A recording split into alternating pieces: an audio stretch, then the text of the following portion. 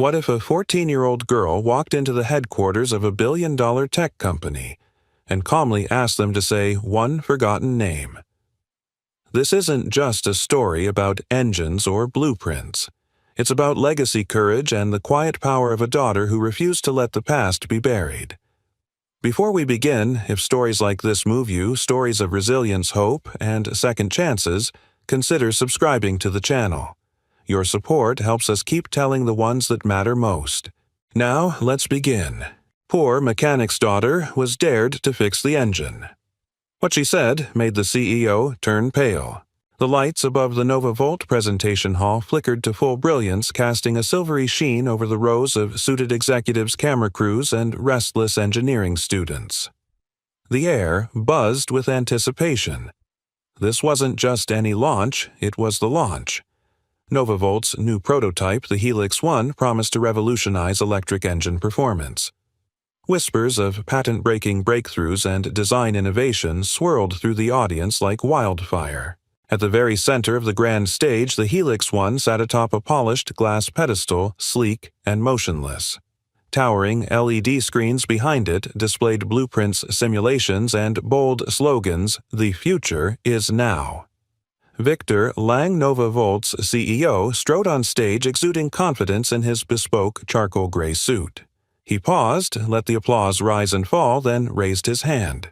"Ladies and gentlemen," he began, his voice deep and practiced, "you're about to witness what 10 years of brilliant sweat and relentless vision can do. The Helix One isn't just an engine, it's the pulse of tomorrow." He pressed a button. At first, the machine responded exactly as expected. A low hum vibrated through the hall, quickly rising into a smooth, futuristic purr. On screen, torque stats and energy readouts danced in perfect rhythm. Applause erupted. Victor beamed. Then, without warning, the hum choked. The sound stuttered. One of the display metrics plummeted. The engine's core light, once a steady blue, flickered red. Victor's smile tightened. Behind him, the screens glitched. The engine gave a sharp mechanical clank, loud, metallic, ugly. The room stilled. Then, quietly, the Helix One went silent. Victor pivoted. "Reboot diagnostics," he whispered into his mic. A cluster of engineers in matching black NovaVolt jackets rushed the stage tablets in hand. They prodded, whispered, tapped. Nothing. A nervous cough broke the silence from somewhere near the front row. Victor forced a grin. Sometimes the future likes to take a coffee break. A few scattered chuckles, mostly polite. He turned again to the engineers. "How long?" One of them hesitated. "We're not sure, sir. It's an internal loop failure. It doesn't match any fault in the system." Victor's nostrils flared. "Get it running." In the third row, a group of high school students in bright green STEM Club t-shirts shifted in their seats. Among them sat a girl with soft brown curls pulled into a ponytail and a notebook clutched tight against her chest. Emily Miller, 14 years old, sat ramrod straight eyes locked on the engine. She wasn't just watching, she was listening. To everyone else, the failure was mechanical. To Emily, it was familiar. The hum, the choke, the double-click delay before shutdown. Her fingers gripped the edge of her seat.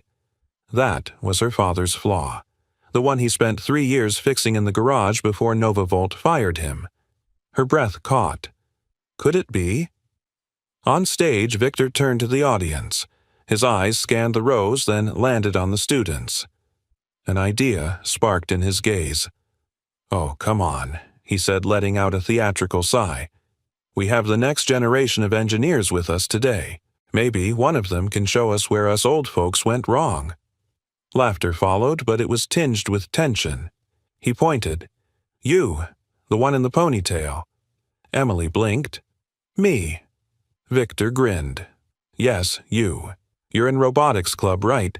Think you can fix the machine." A few people laughed louder, relieved to have a distraction. A joke. Surely he didn't expect. But Emily was already rising. Her teacher, Mr. Harris, reached out. "Emily, you don't have to." She moved past him with quiet purpose notebook still clutched in her hand. Her heart pounded. Her legs felt like stilts. But her mind, it was sharp-focused, slicing through every memory of her father's late-night sketches and tool-smeared diagrams. The audience murmured as she climbed the stage steps.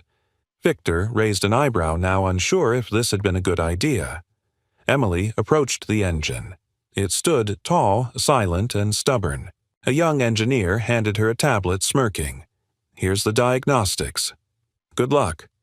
She didn't touch it. Instead, Emily stepped closer to the machine itself, placed her ear just above the coil housing, and closed her eyes. It was faint, but still there, the double tap in the capacitor feedback loop, the one her dad called the heartbeat glitch. Her hand moved to the access panel. "Can I open it?" she asked. Victor hesitated, then waved. "Sure, impress us." She pulled a small multi-tool from her pocket, one her father gave her on her 7th birthday, and began to unscrew the cover. With the panel off, a soft light bathed her face. Her eyes scanned the wiring. There it was. A loop rerouted in a way she'd seen once before. Not just similar, identical to her father's fix from 10 years ago. She adjusted 3 lines, rewired a tiny connection, then closed the panel. "Try it now," she said, stepping back. The technician pressed the button. The hum returned. Smooth, steady, stronger than before. Applause erupted, real, surprised, explosive. Victor stared at her. "What? How did you do that?" Emily turned to him, clutching her notebook to her chest. She didn't yell. She didn't smile. She simply said in a calm, clear voice that rang through the room, "Because I watched my dad draw this exact engine when I was 4, before you fired him." The room fell utterly silent. Victor Lang's face drained of color.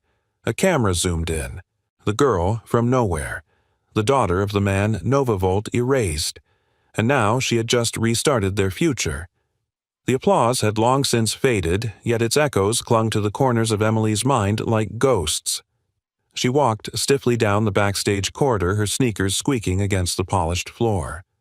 A staff member tried to speak to her, something about press or the CEO requesting a word, but she barely heard him. Her fingers still trembled around the frayed leather binding of her father's old notebook. Mr. Harris caught up with her, his face a mixture of pride and alarm. "Emily, that was good, Lord, that was something. But do you realize what you just did out there?" She turned to him, her voice quieter than before. "I didn't do it to prove anything. I did it because—" They were pretending it was new. He paused, studying her. "That engine. You think it's the same design?" Emily opened the notebook to a page near the back, yellowed, wrinkled, and smudged with grease. The diagram there, hand-drawn in ink and pencil, was unmistakable. The core loop, the routing system, even the capacitor housing it was all there. Her father's writing curled around the edges like whispered thoughts. "Check third wire crossover. Coil needs isolation." Mr. Harris exhaled. "Jacob Miller." She nodded. "My dad." He glanced around the empty hallway before lowering his voice. "Emily, your father was a legend in the garage back then. Some said he had the best mind Novavolt never used. And when they let him go, the rumor was he'd tried to file a patent, but it got buried." Emily's eyes flickered. Buried, rejected, lost, misfiled, pick your word. All I know is a few months after he was fired, a new name showed up on Novavolt's breakthrough designs. Not his. They stood in silence. She closed the notebook gently, the binding soft from age, the pages worn from being held too tightly for too many nights. She had kept it hidden under her mattress for years, reading it like scripture, listening to the echo of her father's voice as she traced his sketches with her fingertips. He used to tell her that engines were like people. If you didn't listen to them, really listen, they'd break down. Emily was 4 when her father stopped smiling. She could still remember the day the letter came. Her father stood in the kitchen holding the envelope from Novavolt while the toaster ticked and the radio hummed low. Emily had been coloring on the floor using old blueprints he gave her as scrap paper. When he read the letter, his shoulders didn't slump. He just froze, as if someone had unplugged the power to his soul. They told him he had violated protocol, shared internal concepts, jeopardized company trust. But Jacob Miller wasn't a thief. He was a builder, a fixer, a dreamer with oil-stained hands and a heart too soft for boardrooms.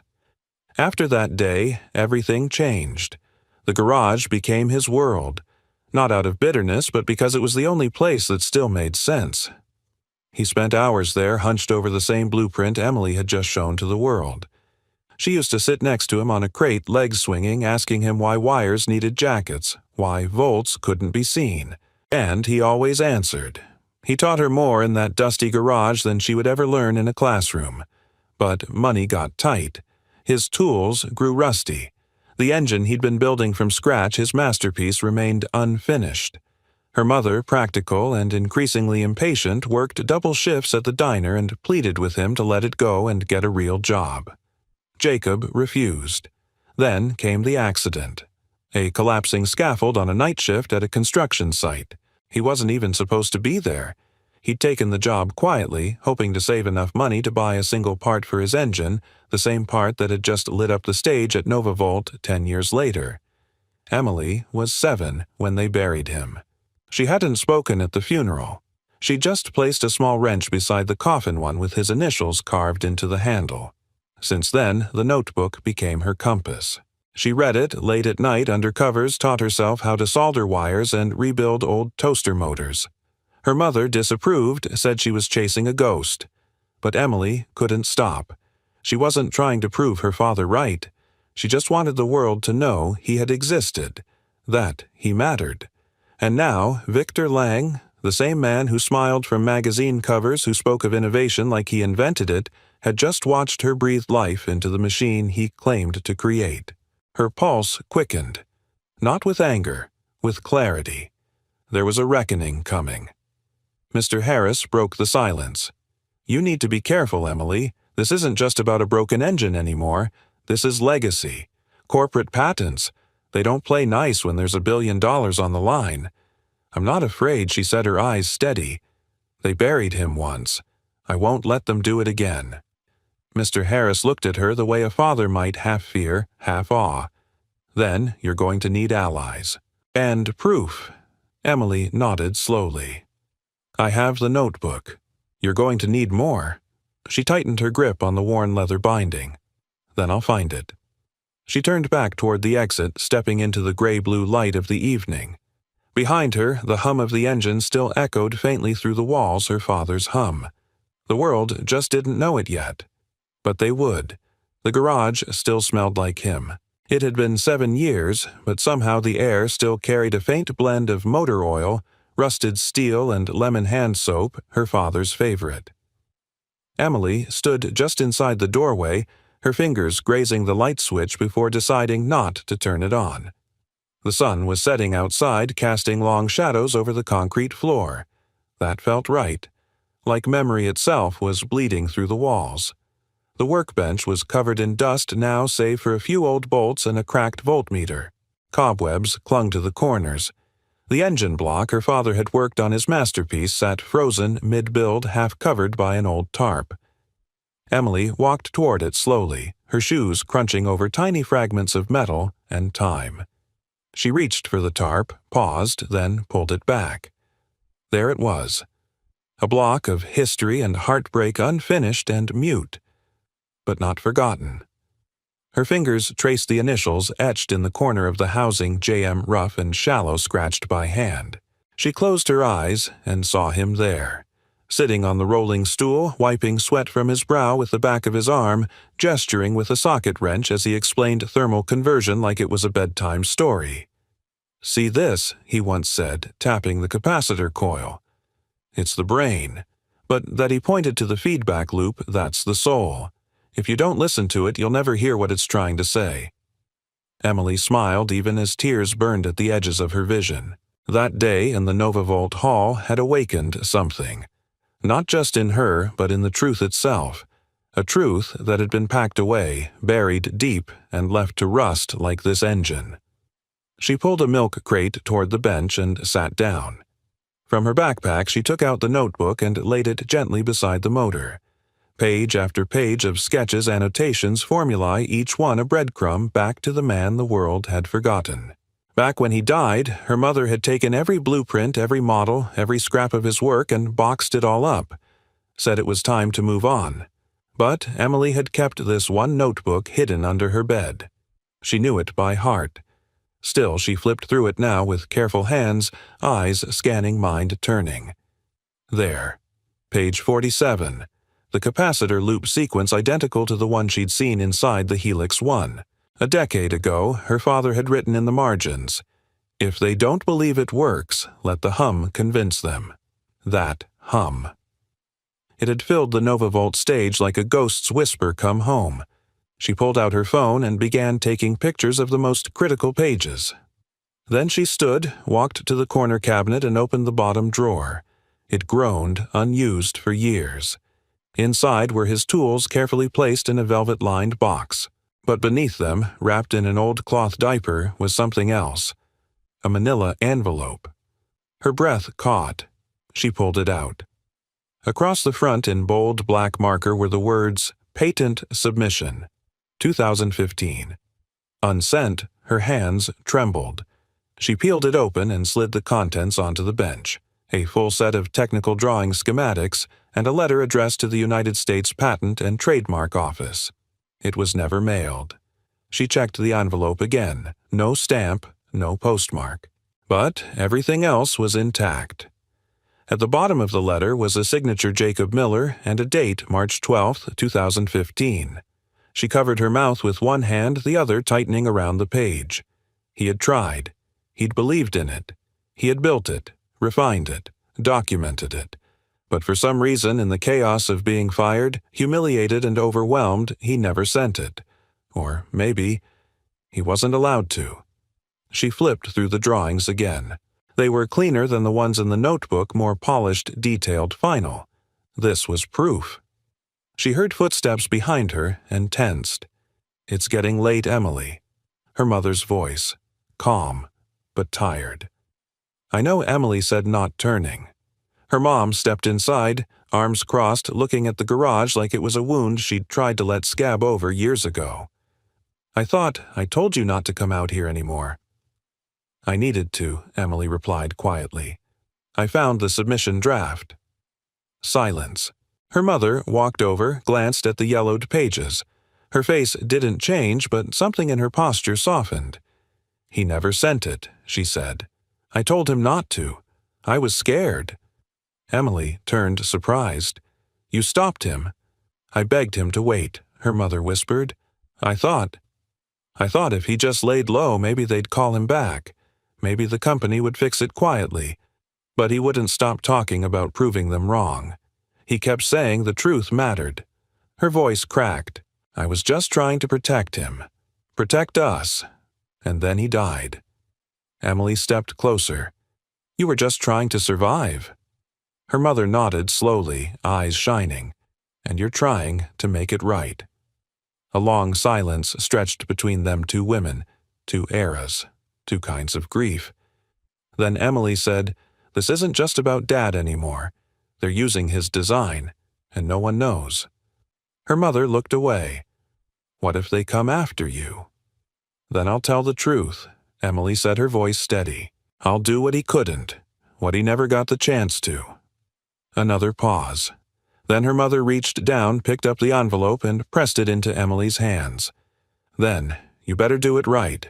That night, under the faint flicker of the garage's single working light, Emily scanned every page into her laptop. She uploaded the images to an encrypted folder, labeled them, and copied them to a flash drive she slipped into the locket around her neck. Tomorrow, she would show Mr. Harris. And after that, NovaVolt. The past wasn't just a story anymore. It was evidence. And for the first time in her life, Emily felt it. Not just grief.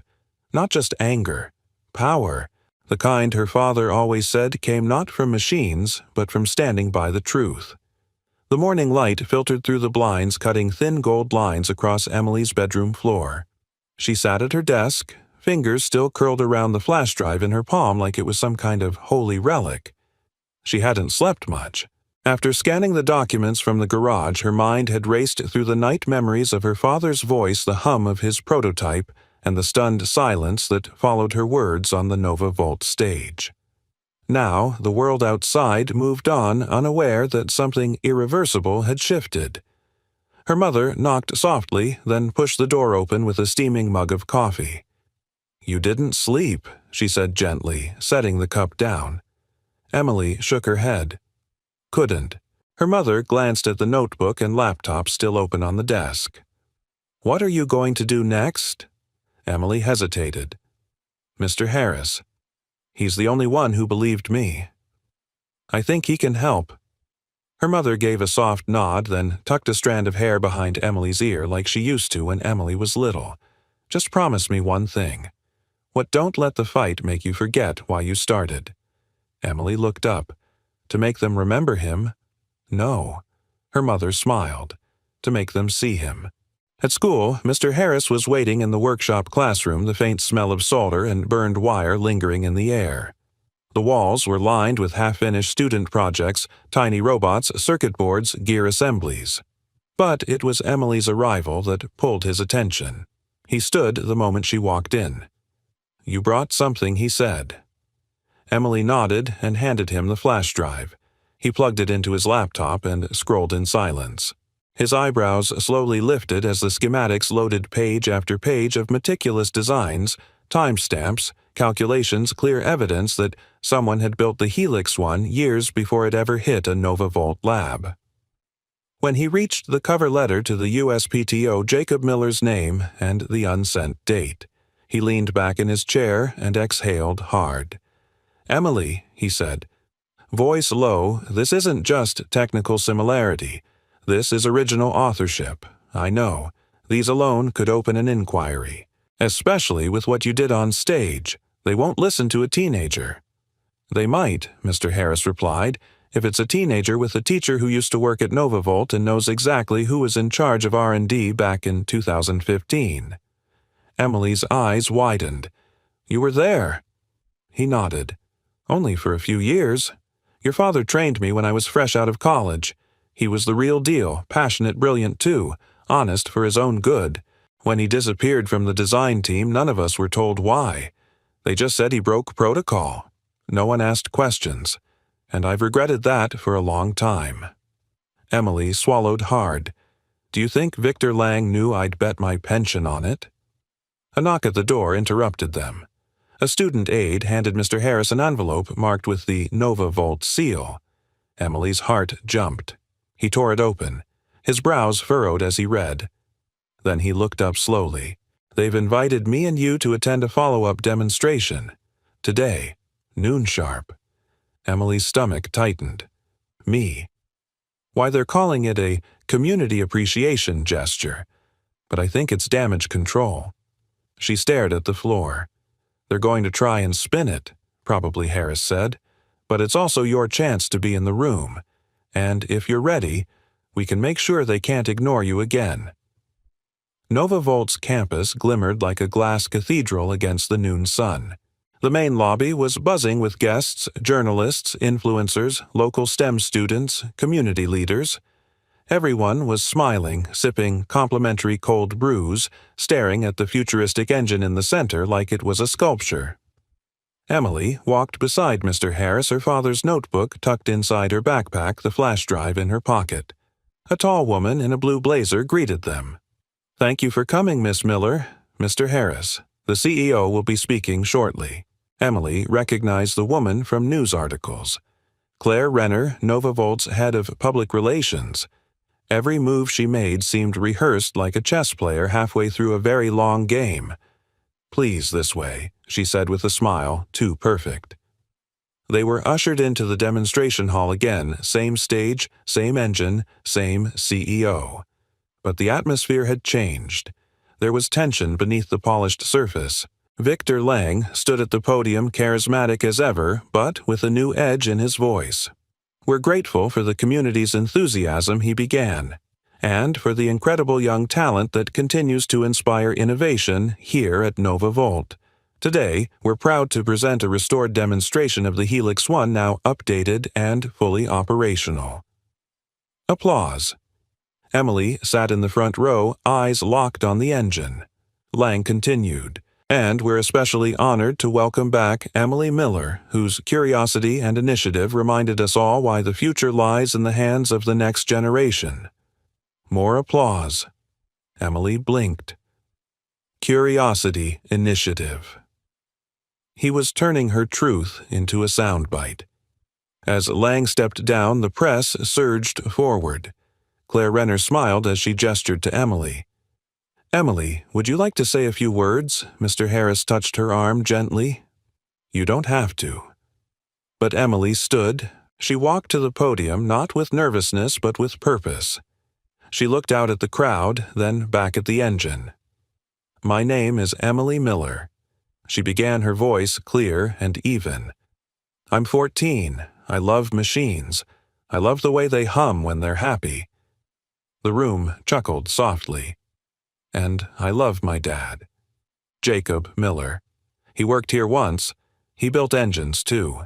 A few heads turned. He never got credit for the design he spent years perfecting. He was fired before he could finish, and then he died trying to prove it mattered." Now the silence was deep. Emily pulled the notebook from her backpack and placed it on the podium. "This is his. It contains the original blueprint for what you now call the Helix One. Dated, signed, documented. I have copies. I've uploaded it all. I'm not here for a spotlight. I'm here so no one forgets the name Jacob Miller again." She stepped back. No applause. Just silence. And in that silence, Victor Lang, once towering, once invincible, sat frozen. His face pale. His empire trembling. The truth had entered the room, and it spoke with a 14-year-old girl's voice. The press conference had ended in stunned silence, but the tremor Emily set off didn't stop there. It rippled outward like a dropped wrench in a still garage. That evening, her name began appearing in quiet headlines. Teen girl sparks, patent controversy at NovaVolt event, who was? Jacob Miller forgotten mechanic at center of dispute. NovaVolt CEO refuses to comment after public challenge. The stories were cautious, careful to use words like alleged and claims, but the momentum was building. The truth, once buried under silence and shame, had found a crack in the surface.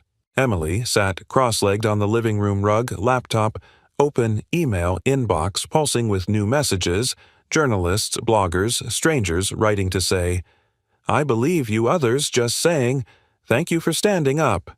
Her mother stood behind her arms, folded equal parts, protective and proud. Mr. Harris called just after dinner. His voice was lower, serious.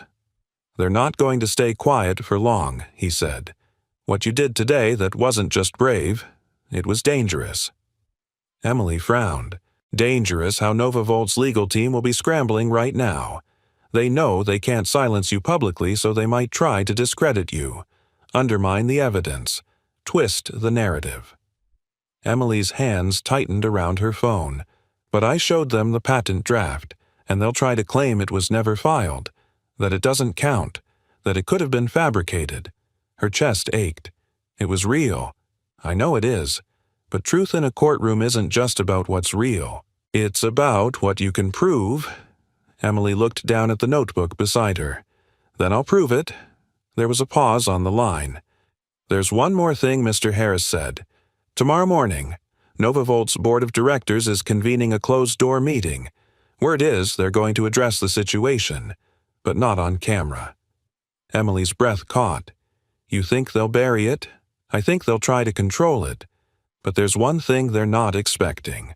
What you." The next day, Emily stood once again in the gleaming glass lobby of NovaVolt headquarters. The marble floor shimmered beneath her worn sneakers. She didn't have an invitation this time. Just courage. And the notebook. Claire Renner appeared moments later, flanked by 2 security staff. Her expression was cooler than before, the corporate warmth stripped away. "Emily," she said smoothly, "I'm afraid the board meeting is private. Only executive personnel and shareholders." Emily held her gaze. "I'm not here to disrupt. I'm here to request 10 minutes." Claire blinked, mildly amused. And why would the board grant 10 minutes to a teenage girl with no stake in the company? I do have a stake, Emily replied. Your entire flagship engine is based on my father's design. That makes me an heir, a witness, and if you won't listen in that room, I'll make sure the whole world listens outside it. Claire's lips thinned, but she didn't respond right away. Emily knew what was happening: calculation, risk assessment, optics. The PR director was mentally playing chess, but Emily had just flipped the board. Claire finally sighed. Wait here. She disappeared into a corridor while the two security guards stood motionless beside Emily like twin statues. Minutes dragged. Her palms sweated. Her backpack felt heavier with every passing second. Then Claire returned. You'll have 5 minutes. The boardroom was a cold, glass-paneled fortress on the top floor. A long, black table stretched like a runway through the center. At its head sat Victor Lang, his posture, rigid eyes, unreadable. Around him were a dozen men and women in suits, some curious, some irritated, all guarded. Claire gestured to the empty end of the table. You may speak. Emily stepped forward. Her heart thundered, but her voice did not tremble. My name is Emily Miller. My father, Jacob Miller, worked here for 11 years. He was fired after submitting a design proposal for an electric engine. That engine, the one you now call the Helix one, matches his original work line for line. I have documentation dated before your first internal patent, and I have a witness, Mr. Harris, who trained under him. She placed the notebook gently on the table. This is the original design.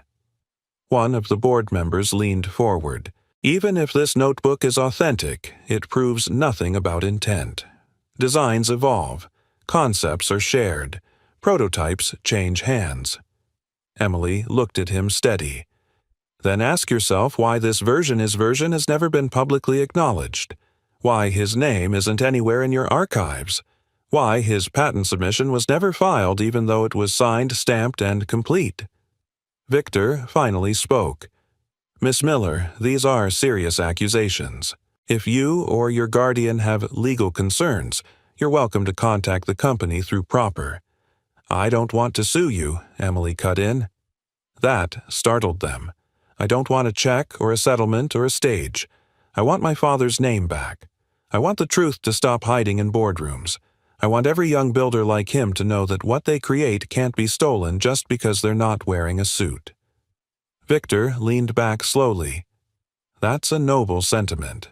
But the world doesn't run on sentiment. It runs on systems. Emily looked him in the eye. Then maybe your system needs fixing. She picked up the notebook. You have a choice. You can be the company that buries its past, or you can be the one that honors it. She turned without waiting for permission and walked out of the room. Outside, the clouds were breaking. Sunlight spilled through the atrium windows, warming the marble floor. Mr. Harris was waiting near the exit. How did it go? Emily didn't smile. I said what needed to be said. He nodded, slowly, his eyes proud. Sometimes that's the hardest part. They stepped out into the crisp morning air. Behind them, a boardroom sat silent. A notebook lay heavy on a table. And in the sky above, perhaps only Emily noticed, it almost sounded like something was humming again. Victor Lang's office was dark when he entered it later that afternoon.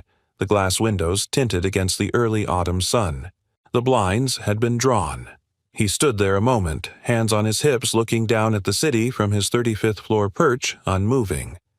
On the polished table behind him sat Jacob Miller's notebook, now closed, its leather cover scarred with time and fingerprints. For the first time in years, Victor felt something unusual creeping beneath the armor of his tailored suit uncertainty. He had built an empire on certainty. Certainty of numbers. Certainty of silence. Certainty that no one would ever connect the Helix One to a fired mechanic with grease under his nails and no college degree. And yet, here they were. Downstairs in the media lounge of the NovaVolt campus, the aftershock of Emily's confrontation was beginning to spread. Several board members had left the conference without comment. Others had stopped to exchange whispers in corners, eyes darting expressions unreadable. In a far-off corner, an older man in a dark gray jacket stood watching the news stream on a mounted television. He had silver in his beard and weariness in his shoulders. The broadcast showed Emily's speech now clipped and circulated the words glowing across the ticker tape. "I want my father's name back." He hadn't heard that name Jacob Miller in over a decade. The man adjusted his badge, Daniel Kessler, Senior Systems Engineer. He remembered Jacob, not just as a colleague, as a friend. Emily sat on the bench outside the building, arms wrapped around her knees, her backpack beside her. The air was sharp with the smell of concrete metal and early October leaves. It had all happened so fast, too fast. Inside the board was likely shredding reports, crafting press releases, consulting lawyers. But out here the world moved slower. The wind carried her thoughts further than she wanted them to go. Mr. Harris sat beside her. He hadn't said a word since she'd come out of the boardroom. Now, finally, he cleared his throat. "You were brave in there," he said. Emily stared at the ground. "Was I foolish too?" "No." He looked forward, voice thoughtful. "But you might be underestimated, and sometimes that's the best position to be in." She turned her head slowly. "They won't just admit it, will they?" "No. Not until they're forced to." Emily reached into her bag, took out the flash drive, and turned it in her fingers. "Then we make it impossible for them not to." Mr. Harris looked down at her hand. "I've been thinking. There's someone else who might be able to help us. Someone who worked on the diagnostic side during your dad's time." "Would they talk?" He shrugged. "I don't know, but I can find out." She nodded, tucking the flash drive back into her locket. Inside the building, the glass doors parted with a mechanical sigh. Out walked Claire Renner, still composed but with an edge of something she hadn't worn yesterday, respect. She approached Emily with the measured steps of a diplomat. "Miss Miller," she said, "Mr. Lang has requested a private discussion." Emily stood. "Is that supposed to be an apology or a threat?" Claire's lips pressed together. "Neither. He wants to talk off the record." Emily glanced at Mr. Harris. Claire added, "You can bring your teacher. One witness, but no press, no cameras." After a moment's silence, Emily nodded. "Fine, let's talk." Victor's office was colder than it should have been. Or maybe it was the atmosphere, the stillness of a man cornered but too proud to show it. Victor stood behind his desk, his back to the city again. "Please sit," he said over his shoulder. Emily remained standing. So did Mr. Harris. Victor finally turned. He looked older than before, or perhaps for the first time he just looked real. No stage lights, no applause, no armor. "I won't pretend I didn't know your father," he said quietly. He was difficult, passionate, stubborn, brilliant. He didn't always play by the rules, because the rules were built to keep people like him out, Emily said. Victor raised his eyebrows but didn't deny it. "I didn't steal from him, Emily," he said, "but I also didn't stop others who did." Emily's chest tightened. "You let them erase him." "I let the machine move forward," Victor said, gesturing vaguely toward the skyline. "I told myself innovation mattered more than recognition. I told myself no one would remember the name of a mechanic anyway." "You were wrong," she said softly. Victor's jaw worked. For a moment, silence passed like a slow wind. Then he reached into his desk drawer and pulled out a slim folder. He slid it across the desk. "Internal memo chain. Dated April 2015. It shows the transition from your father's prototype to the corporate design phase. His name was on the first 3 drafts, then it wasn't." Emily opened the folder slowly. It wasn't a smoking gun, but it was a map of what had happened. A paper trail. Something tangible. Victor sat down, hands folded. "I can't change the past," he said, "but I can take it to the board. Make it right." "Do it," Emily said, standing tall, "because if you don't, I will." Victor looked up at her, not with power, but with something closer to surrender. "You really are your father's daughter." Emily turned to leave the folder in her hand, her steps firm. Mr. Harris followed. At the door, she paused just once and looked back. "You didn't just steal an engine," she said. "You stole his silence. But not anymore." The door clicked shut behind her. Victor Lang remained seated, surrounded by floor-to-ceiling windows, and for the first time in his career he couldn't see a way forward that didn't start with going back. It was well past midnight when Emily sat down at the kitchen table, the house dark except for the soft golden glow of the overhead light. Her mother had gone to bed hours ago, but Emily couldn't sleep. Not with the folder still open in front of her, not with her father's name printed in black ink on internal memos, then crossed out line by line like it had never been there. She ran her fingers slowly over the dates. The paper was cool to the touch, but her chest burned. Every line was a quiet betrayal, every signature a nail in the silence they'd built over her father's grave. And now it was hers to undo. Her phone buzzed. A message from Mr. Harris just heard back from the contact. He's willing to talk. Emily's thumbs hovered above the screen. Tomorrow, 8:30 a.m. His name's Daniel Kessler. He says he remembers everything. Emily exhaled, her shoulders slumping with a strange mix of hope and dread. She closed the folder gently and sat back in her chair. There was still so much she didn't know. So much she needed to understand why her father never sent the patent who made the decision to erase his name and how they'd buried it so completely. But tomorrow maybe she'd get answers. And maybe they'd hurt. Daniel Kessler's home was nothing like NovaVolt. It was a modest, single-story ranch in the outskirts of town with a cracked driveway and a yellowing mailbox that read Kessler in peeling letters. A small garden sat half-tended near the porch, and a wind chime clinked faintly in the morning breeze. Mr. Harris knocked twice. Emily stood beside him, the folder tucked under her arm. The door creaked open. Daniel Kessler looked older in person than he had in his ID photo. His beard now fully silver, his hands calloused and his eyes sharp behind thick glasses. "You're Jacob's girl," he said, not as a question, but a fact. Emily nodded. "Yes, sir." He opened the door wider.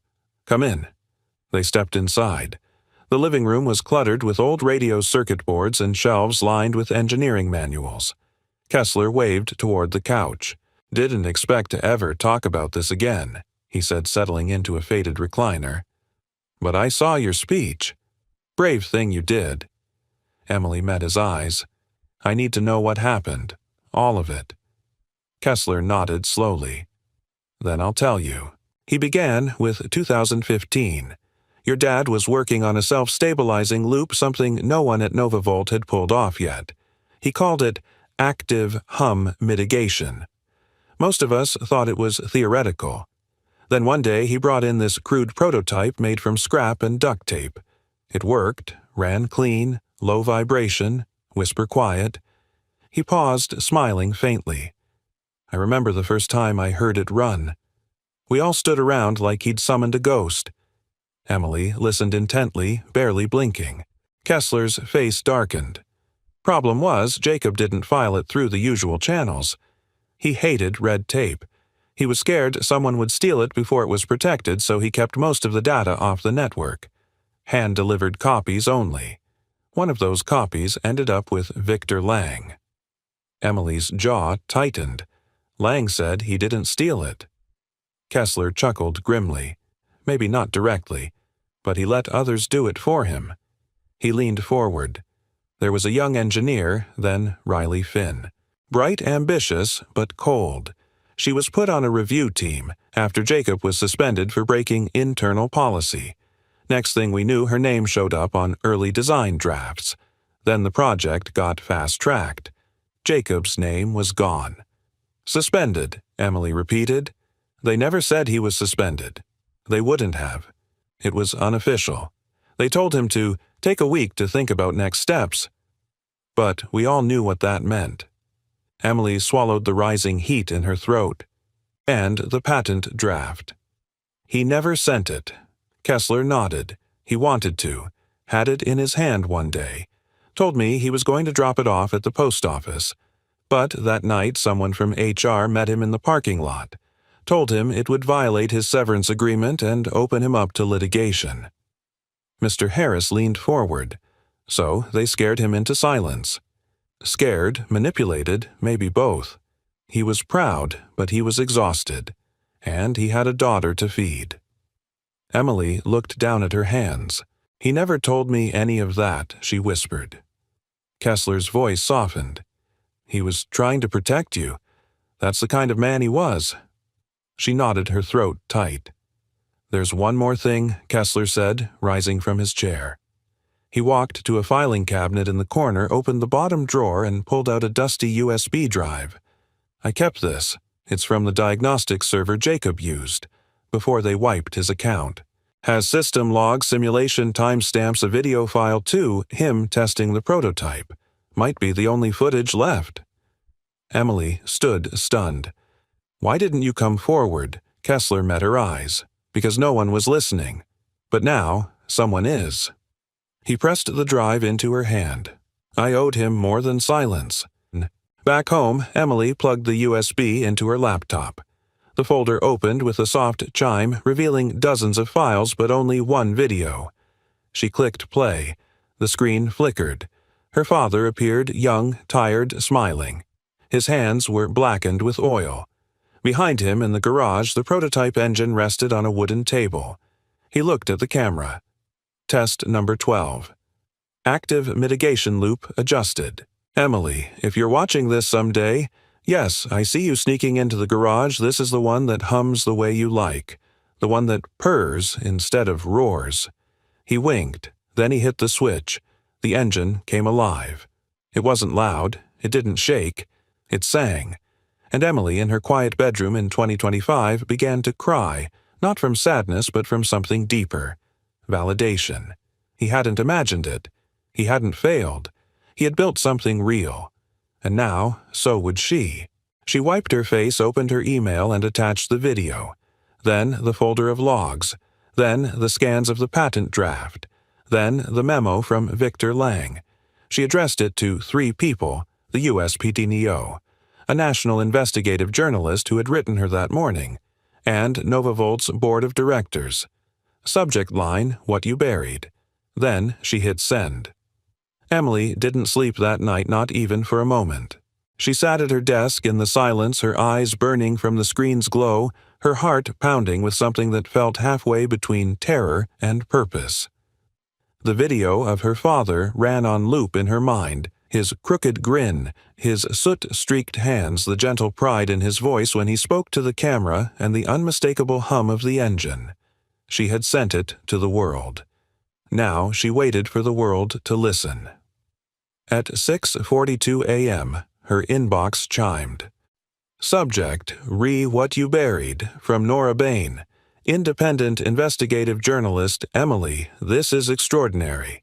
I verified the file timestamps and cross-checked the names in your documents. I'm reaching out to former NovaVolt employees. Please call me when you're able. I believe your story could go national. Emily reread the message 3 times before her shaking fingers dialed the number at the bottom. Emily Miller, the woman's voice was crisp but kind. Yes, thank you for answering so quickly. I should be thanking you, Nora said. You may have just unraveled the most significant buried IP theft case I've seen in a decade. They spoke for 20 minutes, Nora asking questions with the surgical precision of someone who had seen too many lies and was trained to spot the shape of truth. She promised to protect Emily's identity where possible, but warned that NovaVolt's lawyers wouldn't play fair once the story broke. I don't want to be anonymous, Emily said. I want them to say his name. Nora's pause on the line was brief but meaningful. Then we'll say it loud. By mid-afternoon, the first wave hit. A blog post on TechTrue titled, A Mechanic's Ghost, Did NovaVolt Build Its Fortune on Stolen Genius? Within hours, The Verge Wired and GadgetByte had picked it up, adding their own layers of commentary. Screenshots of Jacob Miller's patent draft video clips from the USB drive and stills from Emily's confrontation on stage now filled every corner of the internet. Justice. For Jacob began trending on social media. At school, Emily sat in the back of her English class as notifications buzzed in her pocket like a second heartbeat. Her classmates whispered and glanced her way, some with wide eyes, some with cautious respect. Even the teacher paused awkwardly during roll call before clearing his throat and continuing as if nothing had changed. But everything had changed. That evening, as golden light spilled into the kitchen, Emily watched her mother stare at the television. A news anchor stood in front of NovaVolt's headquarters reading aloud a statement from the company. NovaVolt is aware of the allegations regarding the Helix One design. We take matters of intellectual property and legacy seriously and are conducting an internal review. Internal review, her mother muttered. Translation, they're panicking. Emily sat down slowly. They're trying to stay ahead of it. Her mother turned to her eyes, soft and shining with something deeper than pride relief. You did it, she whispered. You really did it. Not yet, Emily said, but they're listening now. Her mother reached across the table and took her hand. He'd be so proud of you, Emily. So proud. Emily couldn't speak. She just nodded, the lump in her throat too heavy. The next morning, Emily found herself outside NovaVolt once more, this time not as a guest, but as a symbol. A crowd had gathered along the sidewalk. Protesters held signs reading, "Say his name, Jacob Miller, and innovation isn't theft." Reporters lined the block, cameras pointed at the building's entrance like hunters at the mouth of a cave. Mr. Harris stood beside her, adjusting his tie nervously. "This is bigger than any of us now," he said. "And you lit the match." Claire Renner emerged from the building at 9 a.m. sharp. Her posture was rigid, her expression unreadable. She approached Emily with the cautious formality of someone trained in fire containment. "The board has called for an emergency session," Claire said. "Your name will be discussed, as will your father's." Emily nodded. "I'm not here to ask anymore. I'm here to make sure they do what's right." Claire glanced at the crowd. "You've made it. Difficult not to." Inside the boardroom buzzed with hushed conversations and tense glances. Victor Lang sat at the head of the table, noticeably paler than before. This time, Emily wasn't invited to speak. She didn't need to. The evidence had spoken for her. In a glass-walled side room, she and Mr. Harris waited with Claire. A flat screen mounted on the wall streamed live financial data. NovaVolt's stock, for the first time in months, was dipping. Claire broke the silence. "I've been in corporate PR for 17 years, she said. "We've dealt with supply chain scandals, tech failures, a battery fire lawsuit, but nothing hits the public like a buried conscience." Emily didn't look away. It shouldn't have taken a child to uncover it. "No," Claire agreed quietly, "but sometimes it takes someone who doesn't know what can't be done." The board meeting ran long. Too long. Emily paced. Her hands trembled. She replayed the video in her mind again and again, her father's face, his voice, the pride in every line. She remembered sitting in his lap while he sketched engine parts on napkins, remembered how he taught her that everything mechanical had a rhythm, and that once you heard it, you could fix anything. Even injustice. The door finally opened. Victor Lang emerged, no longer the man from magazine covers. He looked smaller somehow. Less like a CEO and more like a man who'd spent years trying not to look in the mirror. "We've reached a decision," he said, voice flat. Emily stood still, her shoulders squared. Victor nodded toward Claire, who handed Emily a printed document. She read it, heart-thudding. NovaVolt would formally acknowledge Jacob Miller as a founding contributor to the Helix One's core design. His name would be added to all future patent disclosures, technical archives, and public materials. Her breath hitched. A separate paragraph stated that NovaVolt would fund a scholarship in Jacob Miller's name for underrepresented youth in mechanical engineering. No legal battle, no denial, just truth. Emily blinked back tears. "Thank you." Victor met her gaze, weary but honest. "No. Thank you." He turned to go, but paused. "He was one of the best we ever had. We just didn't see it in time." Emily whispered, "You're not the only one who lost time. Outside, the crowd erupted when the news broke. Emily stood beneath the morning sun, her father's notebook clutched tight in her arms as reporters shouted questions and cameras flashed. But she wasn't there for them. She closed her eyes, tilted her face toward the light, and whispered one name into the wind. Dad. And for the first time in 10 years, it felt like the hum of his engine wasn't buried anymore. It was everywhere. The hearing room inside the U.S. Patent and Trademark Office building in D.C. was nothing like the gleaming NovaVolt Tower or the shadowed intimacy of her father's garage. It was fluorescent lit, cold, bureaucratic. The kind of place where truth was supposed to live on paper and in procedure, not in people's hearts. Emily sat between her mother and Mr. Harris, both dressed simply but neatly. Her own palms were damp inside the sleeves of her navy cardigan. In front of them sat a narrow table with a small microphone, and beside it a worn leather notebook laid gently like something sacred. To her left were NovaVolt's lawyers, crisp suits, thick files, unreadable expressions. But no Victor Lang. He hadn't come. Perhaps that was his final decision as CEO resigned the day before the hearing, a quiet exit from the storm he helped create. A woman in her 50s with clear eyes and a silver bob sat at the center of the tribunal. She adjusted her glasses and glanced over the assembled crowd. This is an evidentiary hearing regarding patent dispute filing E-PN in 38674, she began, voice precise. It pertains to the alleged origination and misattribution of technical components within the NovaVolt Helix 1 powertrain system. Her gaze shifted toward Emily. Miss Miller, are you prepared to present your statement? Emily stood. For a moment, she just breathed. Then she stepped forward. My name is Emily Miller, she said, voice clear but soft. I'm 14. My father was Jacob Miller. He worked as a mechanic and technician at NovaVolt between 2004 and 2015. He wasn't famous. He didn't have a degree, but he was brilliant. And the Helix 1, the thing that's powered headlines and profits and promises, is built on his hands, his mind, and his silence. One of the patent officials leaned forward. Do you have direct evidence of authorship? Emily nodded. Yes, ma'am. She opened the folder Mr. Harris had helped her organize, dated blueprints, simulation logs, diagnostic readouts, the unsent patent draft, all now notarized. Then, with reverence, she placed a printed transcript of her father's video testimony on top of the pile. Every page tells the same story, she said. He created the loop stabilization system in our garage, and it was taken.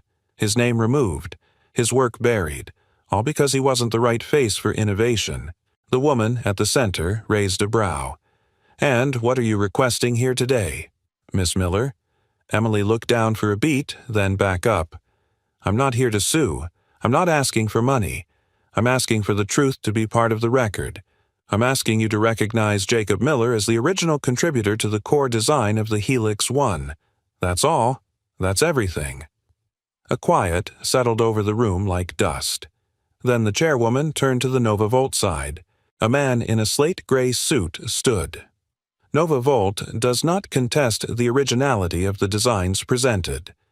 The current board of directors has accepted Ms. Miller's evidence, and we are in agreement that Jacob Miller's authorship should be formally recognized under U.S. patent law as a co-inventor. Gasps rippled through the courtroom. Emily's knees almost buckled. Her mother reached over, gripping her hand tightly. The lead official nodded solemnly.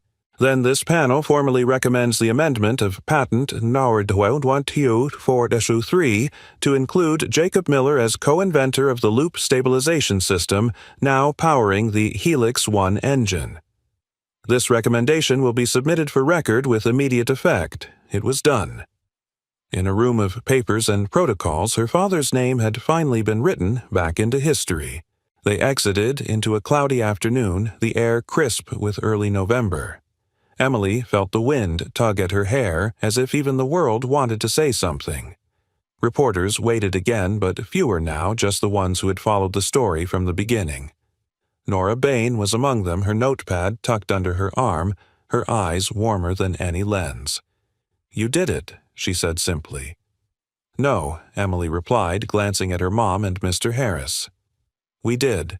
That evening, back in their quiet house on the edge of the town, Emily sat at the kitchen table, the old notebook in her lap. The front cover was soft now, the leather cracked along the spine, the corners dog-eared from years of hope and hiding. But it was whole. And so, for the first time, was she. Her mother came over with 2 mugs of cocoa and set one beside her. You know, she said when he started sketching that engine, I thought it was just another of his impossible dreams, something he'd tinker with and never finish. Emily looked up. He didn't finish it? No, her mother said, but you did. Outside, the wind stirred the trees. A hum rose faintly in the distance, just a neighbor's old engine, probably. But to Emily, it sounded like a song. Her mom reached into her pocket and pulled something out. It was the small wrench Emily had placed in her father's casket all those years ago. Her mother smiled faintly. I couldn't let them bury this, too. Emily took it slowly, her hands curling around the cool metal. It's his. No, her mother said. It's yours now. Later that night, Emily logged onto her email and opened a new message. The subject line read, "To every kid who builds in silence." She typed, "My name is Emily Miller. My dad didn't have a fancy lab or a title. He built things with his hands, his heart, and his time. When the world told him he wasn't enough, he believed them. But I didn't. If you're a kid building engines out of junk or sketching blueprints on the backs of homework, keep going. Because the truth has a hum. And when it's finally heard, it changes everything." She hit publish. And with that, the last bolt of her father's story was finally in place. It began not with fanfare, but with an envelope. Thin, cream-colored, embossed with the official seal of the United States Patent and Trademark Office. It arrived at the Miller household 3 weeks after the hearing nestled between utility bills and seasonal catalogs. Emily's mother nearly missed it tucked beneath an advertisement for winter tires. But Emily knew the moment she saw it, this was the one. She slid it open with shaking hands and pulled out the single-page certification. Her eyes scanned each line until they landed on the words that changed everything. Amended patent, Hetork 1.224/3, officially recognizes Jacob Michael Miller as co-inventor of the Helix 1 active loop stabilization system as of November 14, 2025. For a moment, she could only stare. Then she pressed it to her chest and closed her eyes. He was there. Not in some imagined way, but in ink, in law, in history. The announcement broke across the media later that day. Unlike the early speculation and cautious headlines this time, the tone had changed. Mechanic's name, restored in landmark patent case. The New York Times. The engine that hummed Jacob Miller's design. Recognized. After a decade, NPR Teens Courage rewrites tech history. Vox Nova Volt issued a formal statement posted publicly and read aloud by their interim CEO. We honor the innovation and contributions of Jacob Miller, whose vision helped shape the future of clean engine technology. We also recognize the strength and determination of his daughter, Emily Miller, without whom this truth might never have come to light. NovaVolt is committed to ensuring the integrity of all inventor recognition moving forward. It wasn't perfect, but it was honest. And it was public. A week later, Emily and her mother were invited to a dedication ceremony at NovaVolt headquarters. Mr. Harris came too beaming in a newly pressed blazer that looked at least a decade old, but well loved. The event was quiet, no stage lights or ticker tape. Just a plaque installed in the main engineering hall affixed beside the Helix 1 display. Emily read it in silence. In memory of Jacob Miller, co-inventor, mechanic, father. His hands built what others could only imagine. His silence was a loss. His voice now lives on. A hum filled her ears, soft, subtle. She realized it was the engine running behind the glass panel, polished, refined, gleaming with promise, but she no longer saw a product. She saw him. Her mother reached for her hand. He would have hated all this attention. Emily smiled, tears slipping down her cheeks. But he would have loved that they finally listened. That night back home, Emily received an unexpected email. It was from the Dean of the National Institute of Mechanical Science. Emily, we'd like to formally offer you the inaugural Jacob M. Miller Memorial Scholarship for Youth Innovation in Engineering. Full tuition. Your father inspired more than a system, he inspired a generation. And you've sparked something even larger. We hope you'll consider joining us. P.S. We'd also like to include your notebook in our National Engineering Archive if you're ready to share it. Warm regards, Dr. Samantha.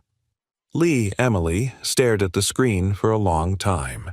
Then she opened the top drawer of her desk and looked at the old notebook still thick with pencil dust and grease smudges and fingerprints from a man who never got to finish what he started. She placed her hand gently on the cover. "It's time, Dad."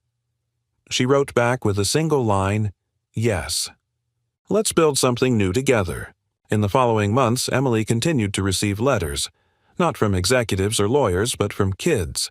One from a boy in Ohio who built an electric go-kart from salvaged toaster parts. Another from a girl in Montana who'd designed a solar water heater for her barn animals.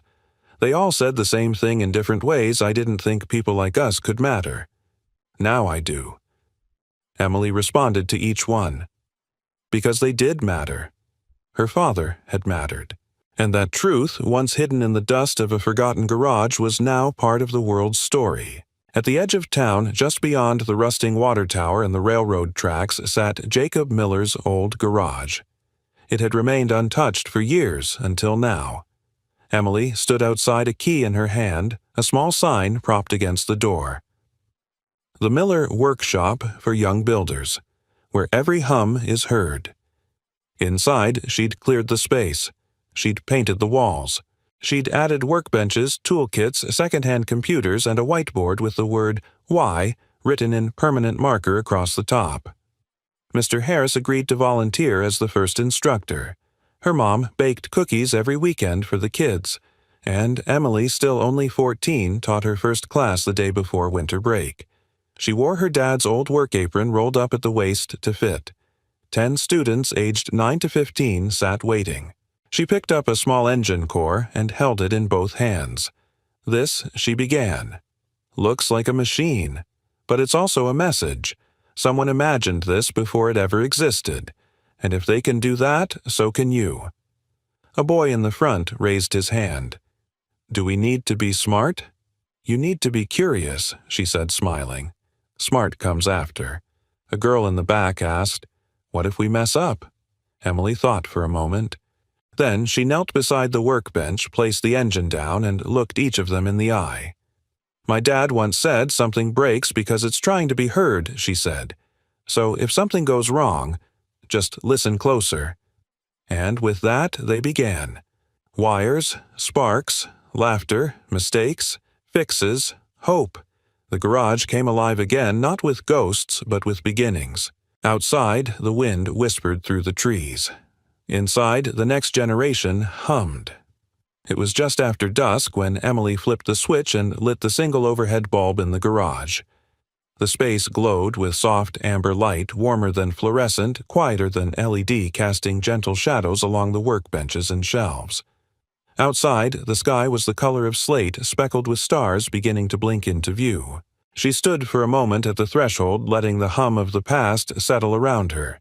The hum her father once taught her to listen for, not just in engines, but in people, in ideas, in moments that mattered. Behind her, the garage door stood open to the chilly night.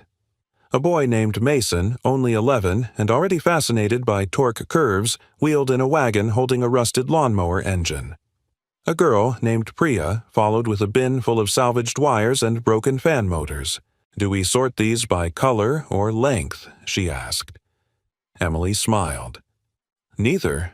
Sort them by possibility." The kids chuckled, already used to her way of answering questions like riddles. But they obeyed, and within moments the room came to life, not loud or chaotic, but with the gentle electricity of concentration. Mr. Harris arrived late, carrying a box of old textbooks and a large thermos of cocoa. "They're getting faster," he noted as he placed the books on the shelf. "They're getting braver," Emily replied, watching Mason pull out a wrench with absolute focus. Her mother stood in the doorway, coat pulled tight, sipping from a mug. "It smells like your dad's workshop used to," she said. Emily nodded. "Feels like it, too." There was something poetic about the way it all had come full circle. This space, once silent, once filled with shadows and half-finished dreams, was now a crucible of small revolutions, of questions, of discovery, and of hope. In the far corner of the garage sat a glass case. Inside was the prototype core, the very same her father had built years ago, restored and cleaned but left untouched in its essence. Next to it sat the worn leather notebook open to page 47, and a small brass plaque, Jacob M. Miller, 1976-2017, builder, dreamer, father. The hum you hear began here. People came sometimes, strangers, engineers, parents. They'd stand in front of that case and stare quietly. Some left letters, others left tools. But Emily didn't need the display to remember. He was everywhere in this place. In the socket wrenches lined up on the wall like soldiers, in the smell of grease and graphite, in the chalkboard at the back where she'd written his old saying, "If it's broken, it's just trying to speak." Later that evening, after the last student had gone home, Emily sat alone on the step of the garage, legs drawn to her chest, hands wrapped around a lukewarm mug. The world had moved on since the hearing. Nova Volt had replaced its leadership-issued scholarships and even launched a new initiative promoting garage-born innovation. The media cycle had spun away chasing fresher stories. But for Emily, the journey hadn't ended in a courtroom or a headline. It ended here, with a quiet garage, with kids who didn't know they weren't supposed to be inventors, with her father's voice still echoing between the rafters. Mr. Harris came out a few minutes later, a coat draped over his arm. "You've built something real here," he said. Emily looked up. So did he. "I just finished it." He chuckled, then sat beside her. "I was thinking," he said, "after a while maybe we host an open workshop next spring. Bring in mentors, other builders. Maybe even name it something." Emily thought for a moment. Then her lips curved. "Let's call it the Hum Project." He nodded slowly. "That sounds just right." A soft breeze stirred the trees. Inside, the last light of the garage flickered faintly, casting long golden beams across the concrete floor. It shimmered on the metal, warmed the case that held her father's legacy, and wrapped itself gently around Emily's shoulders. She closed her eyes and listened. Not for applause, not for noise, but for the hum. The same hum she'd once heard as a child, sitting on a crate in a cold garage while her father explained voltage like it was magic. The hum that told her something real was alive, something true. She smiled. It was still here, still singing. And in the warmth of that sound, Emily understood something she hadn't before. Her father hadn't just built an engine. He had built a bridge, between generations, between silence and truth, between dreaming and doing. And now, under the soft glow of a single garage light, that bridge was open to anyone brave enough to cross it. Where are you watching from? We love hearing from viewers all over the world, so drop your city or country in the comments below.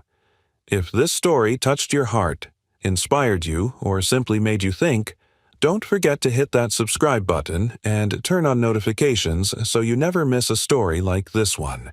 Thank you so much for watching and being part of this storytelling journey.